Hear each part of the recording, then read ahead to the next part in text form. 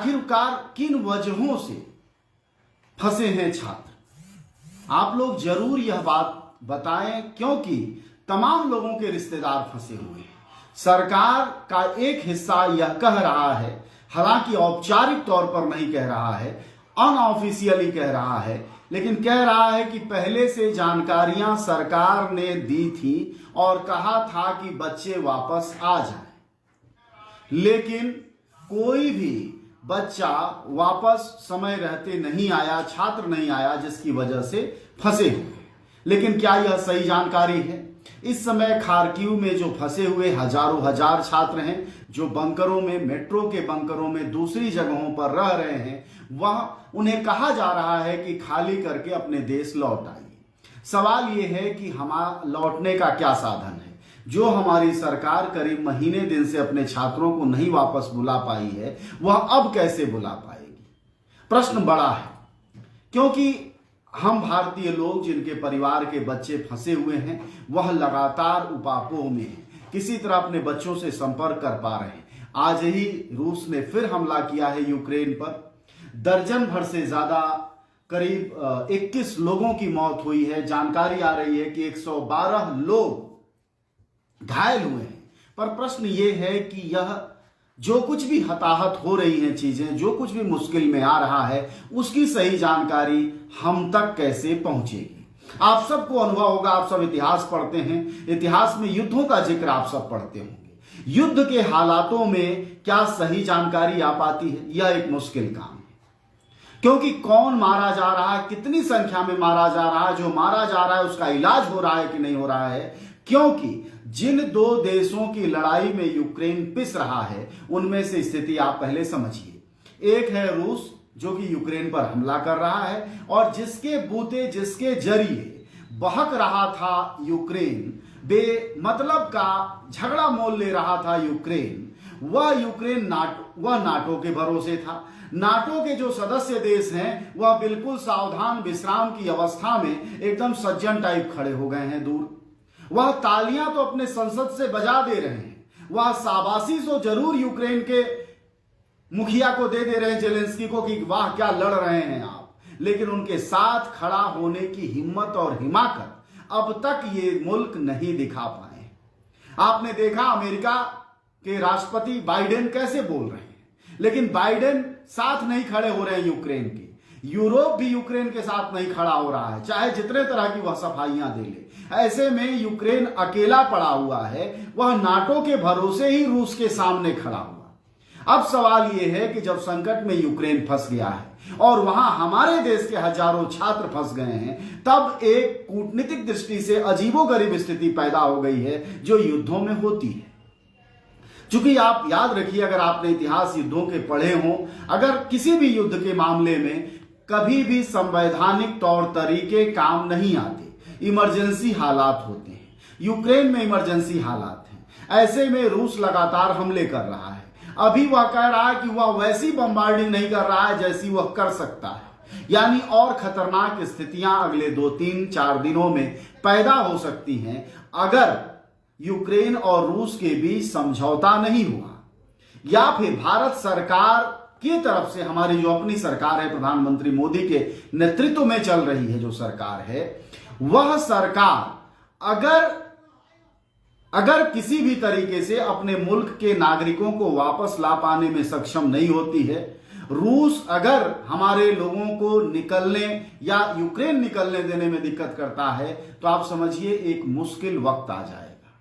हजारों हजार की संख्या में, हालांकि अब तक एग्जैक्ट नहीं पता है, क्योंकि अब तक किसी मीडिया में यह जानकारी नहीं आ रही कि देश भर से जो छात्र फंसे हुए हैं उनकी संख्या कितनी है। कोई कहता 15, कोई कहता 20,000 है, लेकिन एग्जैक्ट संख्या का नहीं पता है। ऐसी कोई जानकारी नहीं आ रही भारत की तरफ से भी कि भारतीय मीडिया में, अखबारों में, ये जो रातों दिन के चैनल हैं, यही बताते कि ये लोग हैं, ये गए हुए हैं, यहां फंसे हुए हैं। हो क्या रहा है उल्टा, कि वहां मोबाइल के जरिए अपने वीडियो छात्र और छात्राएं खुद बना रहे हैं और भारत के मीडिया घरानों को भेज रहे हैं। ऐसे में सही जानकारी नहीं मिल रही है। एक तो यह भी मुश्किल है। दूसरी बात यह है कि यूक्रेन और रूस के बीच जो नाटो है, मतलब जो अमेरिका यूरोप के जो देश हैं जिनके बूते यूक्रेन लड़ने की कोशिश कर रहा था, उसे ये लग रहा था कि वह रूस को चुनौती दे लेगा, वह साथ नहीं खड़े हैं। ऐसे में यूक्रेन के लिए अब यह वक्त है कि सही फैसला ले, अन्यथा अपना देश जब ताकतवर लोग किसी पर चढ़ जाते हैं तो कई बार विवेक का वक्त होता है जब सही फैसला लेना बहुत जरूरी होता है। यूक्रेन के लिए इस समय किसी भी वह बात में आने की जगह उसे अपने मुल्क का फैसला अपने विवेक से और अपनी ताकत और क्षमता से लेना चाहिए। आप सोचिए कि अगर कोई छोटा हिस्सा भारत का ही एकाएक अलग हो जाए और कहे कि हम बाकी भारतीय मुल्क के ताकत से, संप्रभुता से, उसके हथियारों से मुकाबला कर लेंगे, तो यह संभव है। हालांकि यूक्रेन अपने आप में एक स्वतंत्र देश है। वह स्वतंत्र देश आज से नहीं है, पिछले कई दशकों से है। लेकिन 2014 में जो झगड़ा हुआ, जो रोड़ा अटका, खासकर तेल पाइपलाइन को लेकर, उस पाइपलाइन का जो शर्तें हैं उसको लेकर अब रूस चीन पर माफ करिएगा यूक्रेन पर चढ़ बैठा है। ऐसे में यूक्रेन को अब सही समझदारी पर फैसला लेना चाहिए, क्योंकि उसके जो साथी देश थे वह खड़े नहीं हो रहे हैं। ना अमेरिका साथ खड़ा हो रहा है, ना यूरोप साथ खड़ा हो रहा है। क्योंकि अगर यूरोप और अमेरिका यूक्रेन के साथ संघर्ष में, लड़ाई में, युद्ध में शामिल हो जाते हैं तो आप यकीन मानिए कि दुनिया में तीसरे महायुद्ध को रोका नहीं जा सकता। हालांकि बिल्कुल कभी भी यह संभव है कि तीसरा महायुद्ध भी नजदीक की स्थिति है।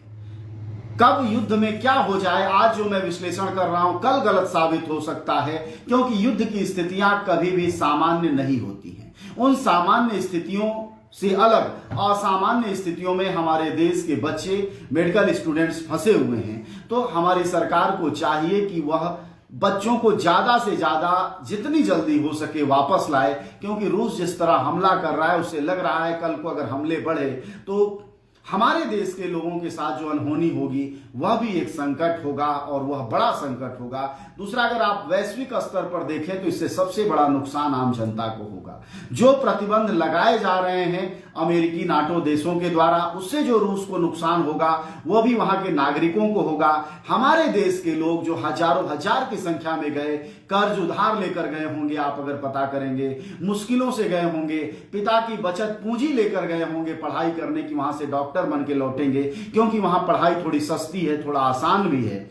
ऐसे में जो लोग वहां गए हुए, हालांकि जाएं तो जाएं क्यों नहीं, क्योंकि कल ही आपने बयान देखा होगा, मंत्री हैं प्रहलाद जोशी मोदी सरकार में, उन्होंने कहा कि अगर वहां जो छात्र गए हैं हमारे यहां परीक्षा देते तो उनमें से 90% फेल हो जाते। इस तरह का बयान जिस सरकार के द्वारा सुना जा रहा है, वह सरकार अपने बच्चों को लाने के लिए गंभीर होगी, इसमें थोड़ा संदेह इसलिए भी है। आप याद करिए कि पिछले कुछ दिनों पहले जब टाटा, चूंकि एयरलाइंस अब इंडियन एयरलाइंस जो है वह टाटा की हो चुकी है, मंगाने लगी जब छात्रों को, तो इतनी ज्यादा बड़ी रकम रखी गई वापसी की यात्रा का, टिकट का, कि दूसरों के लिए देना मुश्किल होता जा रहा था। तो इन सारी स्थितियों को अगर आप देखेंगे तो आप मानेंगे कि हमारे देश की सरकार अपने छात्रों को लेकर जो गंभीरता बरती और की जानी चाहिए थी, उस गंभीरता पर हमारी सरकार खरी नहीं उतरी, और उसी का नुकसान आज हमारे छात्रों को भुगतना पड़ रहा है। ऐसे में जब फंस गया है मामला, यूक्रेन अपने जिद पर अड़ा हुआ है कि वह लड़ के अपने मुल्क को रूस से बचा लेगा, जो कि एक असंभव सी बात है।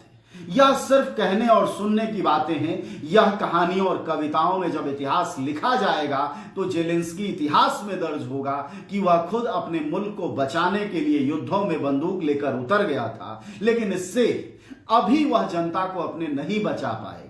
उसके लिए जरूरी होगा कि जेलेंस्की विवेक से काम ले, कूटनीति को समझें, और जिन नाटो देशों की बदौलत वह रूस के सामने चुनौती बनकर खड़े हुए, जिन नाटो देशों की बातों में आकर उन्होंने तेल पाइपलाइन के समझौतों को मानने से इनकार किया, वह नाटो देश यानी यूरोप, जर्मनी और अमेरिकी देश उनके साथ इस वक्त नहीं खड़े होते दिखाई दे रहे हैं। ऐसे में यूक्रेन को यह जितनी जल्दी हो सके यह समझना चाहिए रूस पर भी दुनिया में दबाव पड़ना चाहिए कि यह अत्याचार और अति तुम बंद करो और बातचीत से समझौता करो। अगर ऐसा नहीं होता है तो तीसरे महायुद्ध की स्थितियां लगातार बनती जा रही हैं और भारत जैसे देश जो कि मतलब न वह अमेरिका के साथ खड़े हो सकते न रूस के साथ खड़े हो सकते, दोनों तरफ उनकी स्थितियां बनी हुई हैं, दोनों मुल्कों में उनके अपने लोग हैं। हम विकासशील देशों की, हम गरीब देशों की अपनी एक मुश्किल है कि न हम ठीक से रूस के साथ खड़े हो सकते हैं न ठीक से हम अमेरिका के साथ खड़े हो सकते हैं, क्योंकि 1947 से लेकर आज तक जो हमें एक सक्षम राष्ट्र के तौर पर स्थापित होना था, 1947 से आज तक 70-75 सालों की जो यात्रा थी, उसमें जो अपने को एक ताकतवर देश बनाना था, एक सक्षम देश बनाना था, हम नहीं बना पाए। और हमारी हालत ये है दोस्तों कि हमारे यहाँ मेडिकल की पढ़ाई इतनी नहीं है कि हमारे छात्रों को पढ़ाया जा सके, क्योंकि वाकई यहाँ इंस्टीट्यूट नहीं है, यहां पर वाकई संस्थान नहीं है, मेडिकल कॉलेज नहीं है जहां कि अपने छात्रों को पढ़ाया जा सके। और दूसरी तरफ हमारे देश के मंत्री जो कि योगी सरकार में मंत्री हैं, प्रहलाद जोशी, यह कहते हैं कि अगर उन छात्रों की परीक्षा ले जाए तो उनमें से 90% फेल हो जाए। इन स्थितियों में हमारे छात्र पढ़ाई करते हैं और कल भी मैं आप सबसे कह रहा था, आज फिर कहता हूं कि हम अक्सर एक जैसी हालत में चले जाते हैं। जैसे हमारे यहाँ कोरोना आया, अफरा तफरी मच गई, तबाही मच गई, लोग पैदल चलने लगे, अव्यवस्थाओं का अंबार हो गया, मानव त्रासदी का सबसे ऐतिहासिक समय पूरी दुनिया ने झेला होगा। लेकिन हमारे देश ने जो प्रदर्शन किया वह देखकर लोगों की आंखों में से खून बहने लगे।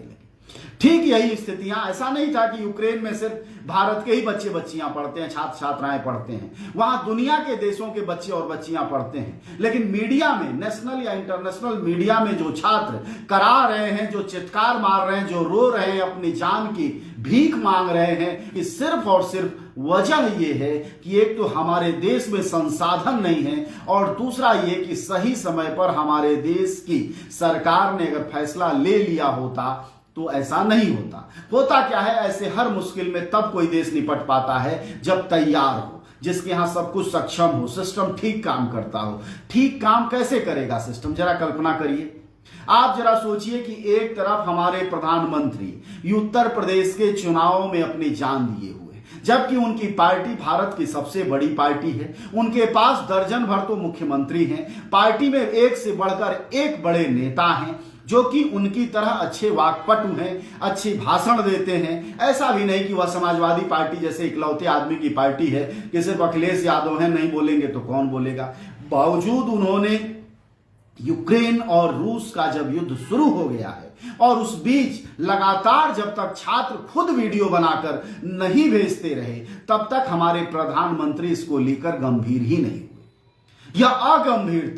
यह अगंभीरता बताती है कि अपने मुल्क के जो मानव संसाधन हैं, अपने मुल्क की जो काबिलियत है, अपने मुल्क का जो युवा विदेशों में जाकर रह रहा है, उसको लेकर कोई मायने और मतलब ही नहीं है। एक बात और कहना चाहूंगा आपसे दोस्तों कि यूक्रेन में गया हुआ युवा तो मध्य वर्ग का युवा है, खाते पीते घर का युवा है। दिल्ली, मुंबई या बिहार, उत्तर प्रदेश, लखनऊ, जहां कहीं भी देखें वह उन घरों का युवा है। वह तो हमारे आपके घरों का भी नहीं है, बल्कि उन घरों का युवा है जो 25-50 लाख रुपया एक बच्चे पर अपने खर्च कर सकते हैं। यानी वह सक्षम मध्यवर्गीय परिवारों से गया हुआ युवा है, जिसकी हालत ये है। कल को जरा सोचिए कि अगर कुवैत में, अरब के देशों में, थाईलैंड में अगर इस तरह के कोई हालात पैदा हो जाएं जहां की गरीब समाज से पूरे देश के युवा जाते हैं, जो कि वेल्डर का काम करते हैं, सफाई कर्मचारी का काम करते हैं, दूसरे इस तरह का काम करते हैं, तो जरा सोचिए कि क्या उनकी स्थिति बनेगी। जब यूक्रेन में गए हुए लोग, मध्यवर्गीय परिवारों के गए हुए लोग इन हालातों में हैं, तो जरा आप कल्पना करिए कि थाईलैंड और अरब और कुवैत और इस तरह के देशों में जो युवा मजदूरी करने जाते हैं, वो अगर फंस जाएं, वो अगर मुश्किल में आ जाएं, तो हमारी सरकार का क्या व्यवहार होगा। यह बहुत जरूरी है इन चीजों पर बात करना, विमर्श करना, सोचना भी, क्योंकि ऐसे हालात हमारे लिए लगातार पैदा हो रहे हैं। जैसे अब आज कह दिया गया एकाएक खार्किव को खाली करें भारतीय छात्र। उनके पास क्या रॉकेट साइंस है? कोई ऐसा हवाई जहाज है जो वो खाली कर देंगे और एकाएक निकल जाएंगे?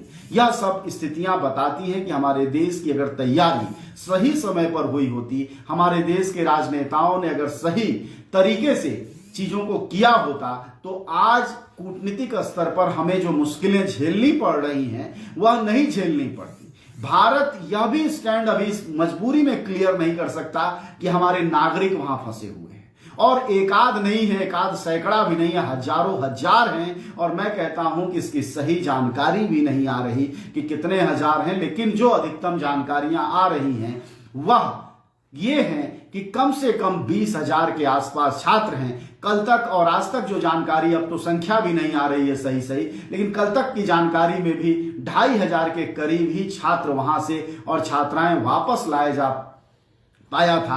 हमारे प्रधानमंत्री लगातार मीटिंग कर रहे हैं। अभी फिर एक बार सूचना आ रही है कि प्रधानमंत्री हाई लेवल मीटिंग कर सकते हैं शाम को।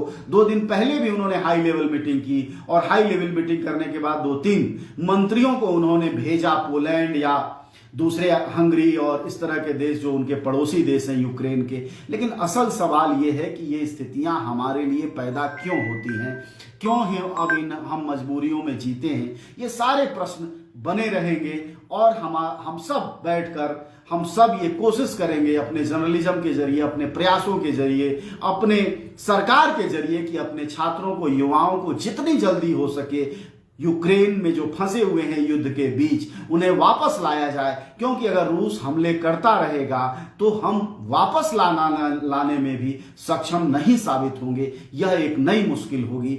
इसलिए दोस्तों, जरूरी है कि सही जानकारी आप तक पहुंचे। यह भी जरूरी है कि ऐसे वक्त में सही अप्रोच भी पहुंचे। सिर्फ किसी सरकार की आलोचना कर देने से काम नहीं बनेगा, बल्कि सरकार को इस बात के लिए इंसिस्ट करना होगा, दबाव बनाना होगा, उस सरकार पर जनता का प्रेशर बनाना होगा कि जो वक्त जब हो तब वह सरकार उस तरफ ध्यान दे। हर वक्त चुनाव में प्रधानमंत्री अगर इस कदर लगे रहेंगे तो आज रूस और यूक्रेन के बीच हमारे छात्र फंसे हैं, कल को चीन का कोई मसला आ जाएगा, कोई पाकिस्तान आ जाएगा, या भारत में जुड़े हुए जो दूसरे बड़े सवाल हैं जिसको कि केंद्र सरकार को डील करना चाहिए, उसमें भी कमी आएगी और उससे ध्यान हटेगा।